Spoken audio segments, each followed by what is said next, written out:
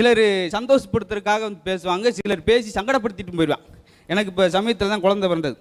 அதில் என்னன்னா ஒவ்வொரு ஆள் ஒரு மாதிரி நிறைய பேர் வாழ்த்து சொன்னாங்க. நம்ம மரியாதைக்குரிய திண்டுக்கல் லியோனி சார்கிட்ட பேசிக்கிட்டு இருந்தால் அப்போ அவர் ஆறுதலாக சொன்னார், முத்து பொம்பளை பிள்ளை பிறகு மகாலட்சுமி வீட்டுக்கு வர மாதிரி எனக்கு முதல்ல பொம்பளை பிள்ளை பிறந்தா நான் உச்சத்துக்கு போனேன். ஏன் ரஜினி சாருக்கே முதல்ல பொம்பளை பிள்ளை தான், ஏன் ஜவஹர்லால் நேருக்கே எடுத்தோன்னு பொம்பளை பிள்ளை தான் அப்படின்றார். இந்த நேரத்தில் நான் ஒன்று சொல்லிக்கிறேன், எனக்கும் முதல்ல பொம்பளை குழந்தை தான். பார்த்துக்கங்க, ஒரு நிமிஷம், எனக்கு 2 பெண் குழந்தைகள் தான். இல்லை கடைசியில் இப்போ டிவியில் பார்த்துட்டு இருக்கிறவங்க சொல்கிறாங்க, அதில் எனக்கும் பெண் குழந்தை, எனக்கும் பெண் குழந்தை. அது எதுக்காக சொல்ல வந்தீங்கன்னா அந்த மாதிரி ஆறுதலாக சொன்னால் எனக்கு சந்தோஷமா இருந்துச்சு. சொல்லிக்கிட்டே இருந்தாங்க.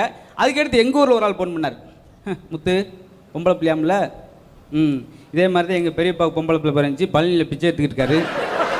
அடுத்த வரி அதை சண்டால பாவிய, ஆனால் உனக்கு அப்படி இல்லை, மதுரையிலே மீனாட்சி அம்மங்களுக்கு நீ அங்கேயே எடுத்துக்கலாம்.